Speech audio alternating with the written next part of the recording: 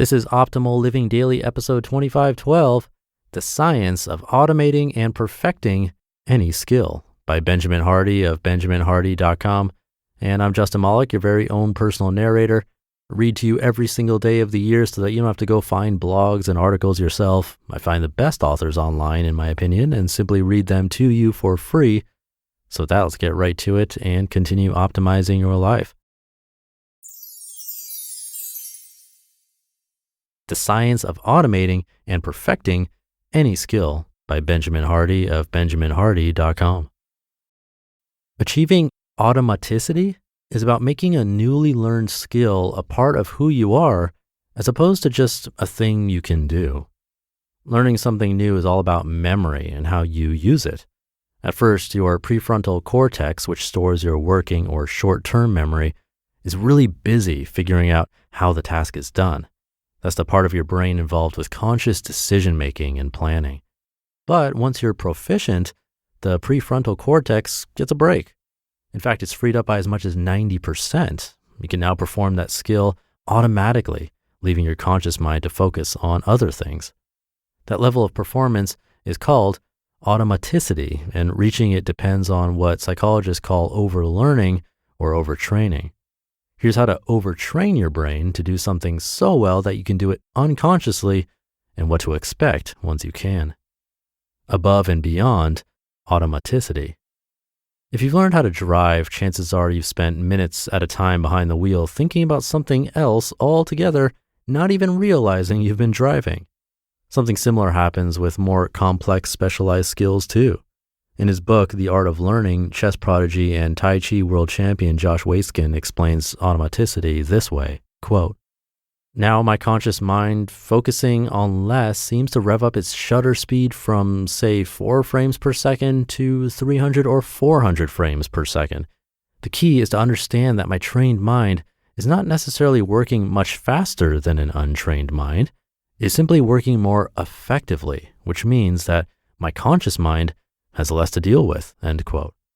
Developing automaticity, in other words, is the process of going from doing to being, empowering you to become an expert and innovator. Repetition, repetition, repetition. The first step toward automaticity is repeatedly learning small sets of information. If you're playing basketball, for instance, that might mean shooting the same shot over and over. The key here is to go beyond the initial point of mastery.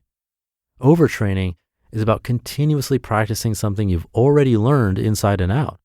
Once you've overlearned a skill, you no longer need a script, but can perform or even teach that skill in different ways and in different contexts.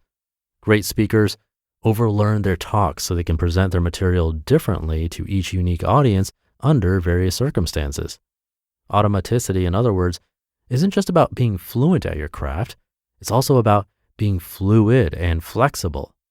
As Pablo Picasso once said, quote, "Learn the rules like a pro so you can break them like an artist," end quote. The more you sweat in training, the less you bleed in war. The second step toward automaticity is making your training progressively more difficult. Simple enough, this is akin to increasing the weight and intensity of a workout. You want to make the task harder and harder until it's too hard. Then you bring the difficulty back down slightly in order to stay near the upper limit of your current ability. As you increase the intensity of your training, you'll also begin adding time constraints. Some math teachers ask students to work on difficult problems with increasingly shortened timelines. Adding the component of time challenges you in 2 ways. First, it forces you to work quickly, and second, it saps a portion of your working memory by forcing it to remain conscious of the ticking clock. The fourth and final step toward automaticity is practicing with increasing memory load.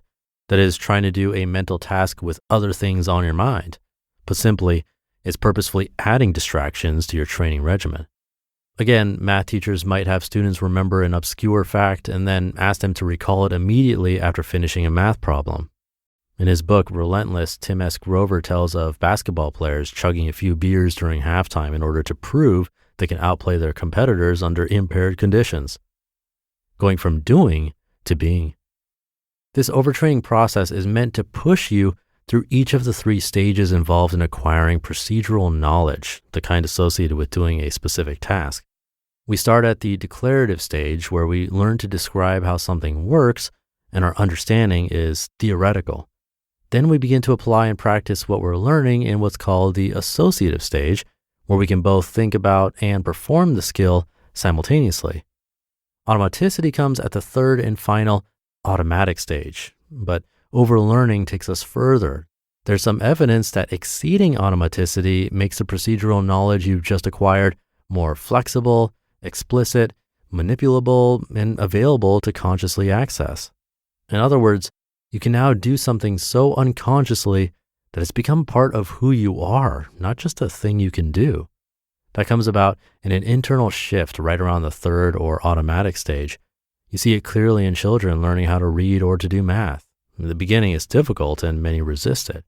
But as they get better, they begin to associate meaning and see the value in the new skill. If they don't, then this internal shift won't happen. Once the learner begins to believe they can get beyond automaticity, when they can see intelligence as fluid rather than fixed, their motivation shifts from extrinsic to intrinsic. In layman's terms, it's about having your heart line up with what you know in your head. I've recently seen this change in my 8-year-old foster son.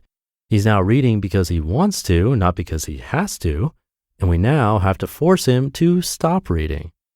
When you first start doing something, you have to focus on the mechanics. The knowledge you're trying to gather truly is procedural, so your performance is guided by mimicking others, by rules, procedures, and guidelines. But automaticity unlocks a much wider sphere of action.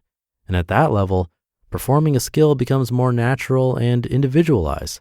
It's here that what you do becomes a natural extension of who you are. You just listened to the post titled The Science of Automating and Perfecting Any Skill by Benjamin Hardy of benjaminhardy.com. Thank you to Benjamin. I'm sure we've all experienced this in different areas of life. Driving is a good example, but even if you don't drive, there are tasks that we do so often that while it may be very complex on the surface, at some point we're able to do it without thinking about it at all.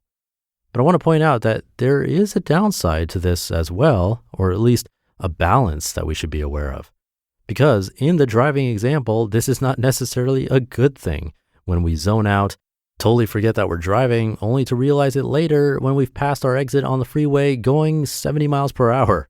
That's dangerous, really, and also why we think it's okay to text and drive at the same time, which it definitely isn't. So there's both sides to this. And I think that balance comes from improving our mindfulness and awareness, our concentration, but also our ability to notice when we've zoned out and when we should come back to the present moment. We talk about this pretty frequently and it comes up in various articles, so I won't dive more into that, but just a reminder that there is a such thing as too much of a good thing. We always need to keep ourselves in check. So something to think about this weekend. And with that, have a great weekend if you're listening in real time. And I'll see you tomorrow where your optimal life awaits.